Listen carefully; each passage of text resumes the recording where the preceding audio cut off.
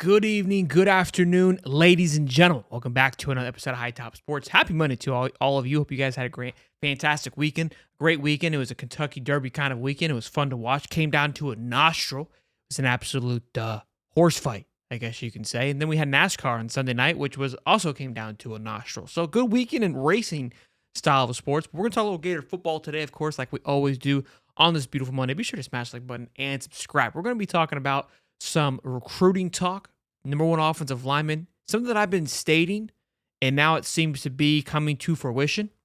We'll get into it. A little Fong bomb, kind of, sort of, for a big-time quarterback, which fires me up for multiple reasons. We're going to talk all about that. And then what else we got? Elijah Bazer, update on him, what's going on with that situation, the wide receiver transfer from Arizona State. Does Billy get it done? A lot of questions there. And then Cole Kublik, I believe, ESPN analyst, had some great things to say about Florida, but about someone in particular. And we hold receipts around here. We do. We keep them locked and loaded in a nice little secure jar for when we need to dive into it and bring it on out. So we're going to talk about that as well. First order of business, boys. Let's get into it because a lot of people are asking about it. Saw you guys on Twitter. Some news dropped here that Elijah Bazer is set to visit May 14th through the 16th, I believe, which is coming up.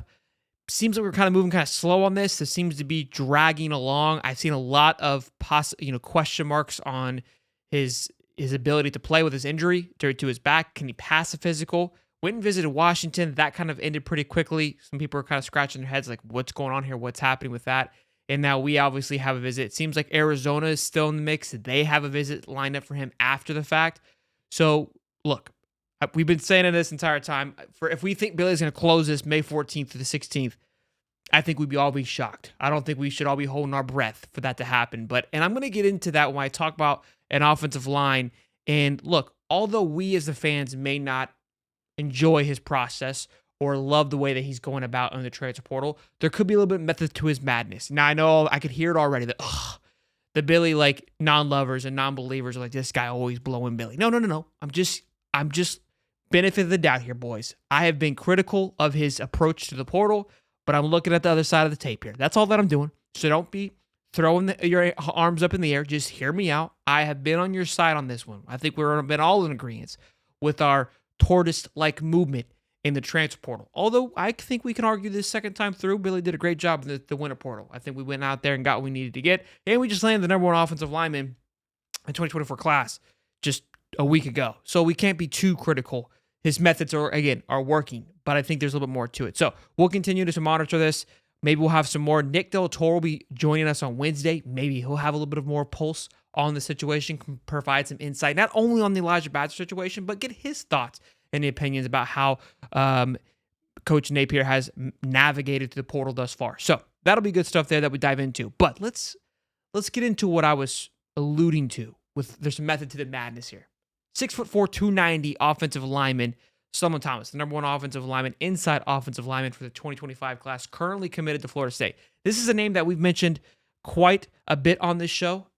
He was on a flip watch for us. Not a warning, a watch. Warning is like a hurricane warning, right? Like, it's pretty serious. Okay, it's going to hit you. It just depends on how bad it's going to be. A watch is like, it could turn. It could just be a tropical depression that hit you. You never know. That's kind of where we're at right now for Florida, I believe. They're heavily recruiting him, heavily targeting him. Some things that he said, obviously, the two offensive linemen, we've heard it before.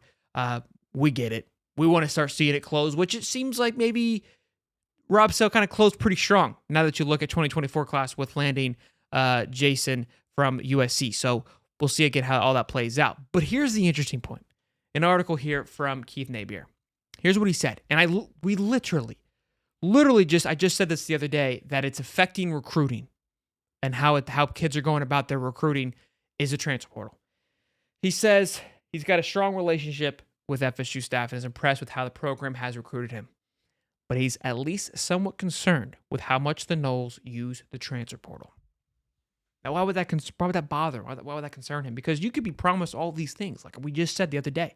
Could be lined up that you're going to be the guy rocking and rolling, but somebody comes available in the transfer portal, and with a team that is heavily transfer portal targeted, which FSU has been. Look, have they recruited much better? Listen, I hate FSU with the rest of us. We got to give the roses. They have recruited much better. Norvell did a phenomenal job turning that program around on both sides of the ball with portal and the recruiting trail. That's enough about that. I'm just through my mouth. But they're still heavily leaning on the portal. So this is where I go back to my method to his madness, where, look, Billy has used the portal, but more as a need than a must, right? Norvell is in a place where this is kind of this is a bigger percentage of our team. We're going to recruit well. We're going to build guys, but we're going to build small pieces here and there. I think the heart of it's going to be in the portal. That's how it appears now. Could they be changing? Could they adjust? Sure. Napier has the old-fashioned way. We're going to recruit, we're going to develop, we're going to build from the ground up, and then I'll pick and choose with what I need. What's the right way or wrong way? Michigan's won the national championship. They started from the ground up. That's all that I'm saying. But the year before that was Georgia. They started from the ground up. So we don't know what the right answer is, but we know what seems to work in the last few years. And the transfer portal is obviously a very new tactic that is being utilized. And look, I think it's very important. How you can rely on it is depending on, I think, what school you're at as well, too. So, again, we just talked about the other day, and now here it is, Suon Thomas again, his concern on where he chooses to go. The portal is having a major impact on that. And that was, again, exactly what we were discussing, that kids are not maybe committing, maybe they're being a little more reserved on where they want to go, given the fact that they may be told one thing, but are realizing what's happening. So that, to me, excites me that Billy look, that's the promising thing, that he's not being so aggressive because he's sticking to his word. He doesn't want to scare people away. I think that's something that we don't see from the outside is, we're like, hey, why aren't we going to get more guys? Like, I'm sure Billy had a conversation. It's like, hey, if you give me 110%, you do these things, I won't go out there and try to replace you. There is some guys, I'm sure he's like, look, you're not safe. If we're able to find somebody, we will. And I'm sure that doesn't sit well with others. But for the most part, it seems like he's like, look, I'll work with you, but you got to show me something here. And that's my thought, my perspective. It'll be cool to talk to Del Toro about that a little bit more and dive into him about that. So give me your thoughts and opinions. I know we've talked about it some time. I kind of brought it up just the other day because it does feel like we're this lethargic recruiting cycle. The kids are taking more times, but we are starting to get into the recruiting season, the Jubilee weekends. Like we said, I've seen a ton of official visits starting to line up, starting to make wave as we head into this next few months here, which will be fun to watch. All right, now we got to talk about big 2026 pickup that I'm looking forward to, that I'm excited about, and I'll give you multiple reasons why. And then the good stuff about Jaden Ball. Before we do that, public service announcement, guys. You know the drill, okay? Got to keep the balls looking good, the butt looking good, all right? Guys, this is an urgent public service announcement. They think you've mastered the look in sweatpants and joggers. You're one step away from pajamas in public. Your significant other said you look like a slob. It's time to show your sexy ass in jeans. If you take anything from our show today, it's that the perfect jean isn't just another pair of stiff, uncomfortable, nut-crushing pants. They've cracked the code to solving all your denim difficulties. And the best part, they make 6-foot fits from skinny to thick waist sizes from 26 to 50 and lengths from 26 to 38, whether you're a thick daddy, short king, or anything in between. They perfectly fit your body and accentuate your assets, pun intended. Trust us when we say these are truly effing perfect jeans. Once you try them, you'll never go back. For a limited time, our listeners get 15% on their first order plus free shipping at theperfectjean.nyc or Google The Perfect Jean and use code HIGHTOP15, which you guys seen down at the bottom. Look, some of you guys kind of gave us some flack because how we were hyping up these jeans. They're our sponsors right now. We appreciate them. We love them for supporting us, backing us, okay? They gave us a sweet pair of jeans. Like you can see here, I was able to customize it to my liking. Some guys are like, hey, it's a little weird. Talk about your ass a little bit too much. Like my wife rags me about my ass. It makes me look good, okay? They feel good, look good, feel good, play good. Y'all know the drill. Don't get mad at me. That's just how that works. So go scoop yourself up some pairs. All right, boys and girls? You'll love it. It's finally time to stop crushing your balls in uncomfortable jeans by going to theperfectjean.nyc. Our listeners get 15% off your first order plus free shipping, free returns, and free exchange when you use the code HIGHTOP15 at checkout. That's 15% off for new customers at theperfectjean.nyc with promo code HIGHTOP15. After your purchase, they'll ask you where you heard about them. Please support our show, Hightop Sports, and tell them where they sent you. Fuck your khakis, get the perfect jeans. All right? No need to yell at me. Just go look sexy. Go make the butt look good for the boys. All right. Now here's why I'm fired up. Here's why I'm jazzed up. A couple of reasons. Look at those shoulders, okay? Buddy's jacked. Sophomore right now currently. Headed into his junior year. That kid doesn't look like a sophomore. That's the next kind of Tim Tebow, okay? Saw Tim Tebow this weekend. He was baptizing kids at our church here, 1122. Son. Buddy hasn't missed a beat. Buddy could play today, okay? And this is the kid right here. This is going to be the next Tim Tebow. Look at him. stud. And here's why I'm also excited. There's 3 reasons why I'm excited. 4, maybe more. I don't know. We'll figure it out. Will Griffin. It's not. You see, it sounds like Will Greer. We know my love for Will Greer. We know what could have been. This is the next coming to Will Griffin. You see what I'm saying? Similarities, I don't know, but it feels good for me, and I'm running with it. 6'2", 6'3", 225. The guy was built to be a quarterback. Okay, he was born to be a quarterback. I want to say I saw him at Friday Night Lights this past July. Little brother's also 2026. Told my dad, I go, I think that kid's the same year as Cole. He goes, no way. I go, yeah. Because we were like, look at him. There's no way. Like, this kid's built like a grown-ass man as a sophomore. This was going into his sophomore year. I was like, yeah. I was like, that kid's good. And yeah, we were right. It looks like he's Fong Bomb leading the way right now. The number 7 quarterback in the country. That's very early. That could move. Regardless if it doesn't move, that's plenty for us. We're not picky around here. 88.1%. Why this also excites me. This was a Fong Bong article that was written. Why this also excites me is we've talked about this quarterback class from 2025 being weird's not a great word, a unorthodox, a different one because we have DJ Lagway. Because so much energy and effort was put into DJ Lagway that it feels like we kind of have a leap year. You have a skip year, right? Because anybody coming in this year knows that they're going to be sitting for a very long time with the likes of DJ Lagway. Fatter of the Mac. So, matter of fact. So, fact of the matter. We'll get there. So, I said it's been a weird one, and what I mean by that is like there hasn't been. We had the Antoine Hill. We're obviously targeting him, big 4-star quarterback. It seems like Memphis is really pulling away. Memphis is slowly just getting big time visits from big time recruits that have a deal with FedEx. I don't know if that means anything to you guys, but I'll let you figure out the rest. So we'll see how that plays out. Obviously, we're going to the Jones kid that's committed to FSU, Russell from SMU. Talent, great talent guys, great talent quarterback. Nothing near what DJ Lagway came out of high school. Not saying they can't be those guys, but the same level coming out of high school. So it's almost like, we have to skip a year. And this is, to me, is that move of like, the quarterback for 2025 may not be as big as a light as DJ Lagway was, and for good reason. So we've got to go ahead and just accept where we're at and move to 26 to start building that process. So hopefully Billy can maybe figure that out. How do you stockpile these guys up to get more Will Griffins and DJ Lagway year after year? That's a problem for another day.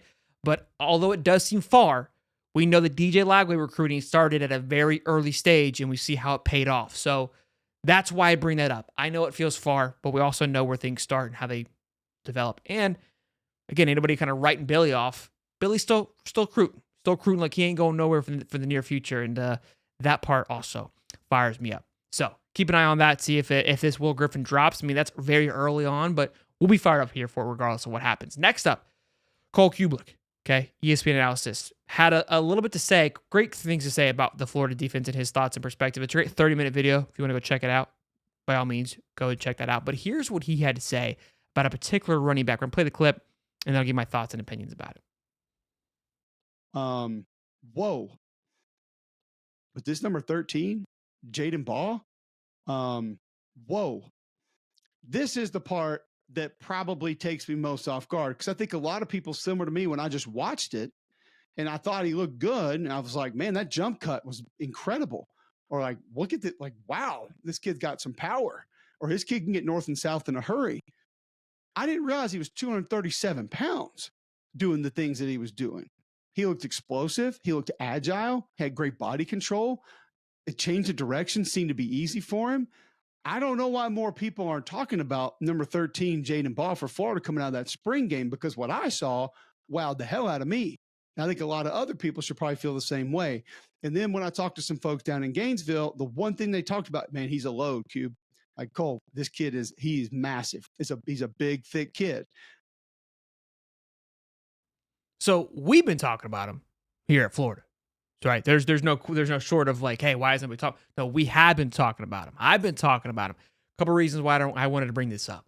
Number one, when we landed Jaden Ball, Swoder's going to get some smoke for this. Swoder's like, yeah, I'm excited about the running back room. Ball was his least favorite that he was excited about. He's like, Caden Dell's going to be good. Trail up. I was like, Ball's going to be real deal. Trust me. Watch this film. Kid's big, built like a tank. All these things we just said. And the guy looked exceptional in the spring game. We heard about it. We talked with Cody about it, talked to Strickland about it. Also, he had some praises for Kane Daniels. And then all of us saw with our own eyes just how great this kid looked. 230. Derrick Henry's 247. I'm not saying this kid's Derrick Henry, but I'm just giving you perspective of his size and what he looks like. All right, that's all that I'm giving you here. I also just want to go ahead and reach over, throw my shoulder out real quick for saying dime a dozen, okay? Trevor Etienne, obviously incredible running back. We know he's going to be hard to replace, but it looks like we already did. So clearly he's not that great. No, dime a dozen, man. These kids are built different. They're coming in ready to rock and roll. This running back room genuinely excites me, and it's great to see that other people are noticing that sheer talent right off rip. It also speaks volumes too to that just the development in that running back room.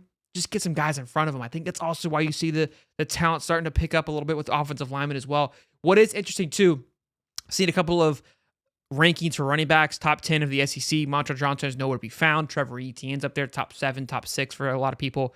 Montrell's nowhere to be found. I also took a look at, now I don't know how old this was, but it had to have been last year because Princely and Trevor still had the Florida tag next to them. It was a draft projector. I was already looking for 2025 to see where they had Florida's guys at. How do they rank them? And I looked at running backs, okay? All the running backs they project to go into the 2025 draft. This obviously is going to change dramatically. I understand these things. I had to go to page 4. Page 4 happened to be the final page. I think it was of 35, 38 running backs. Montrell ranked 34th. 34th. I think I had him going 4th, maybe 5th round for Montrell Johnson. Let that sink in. Kind of crazy to think, right? I think we all know, obviously, Montrell's our guy, Gator guy.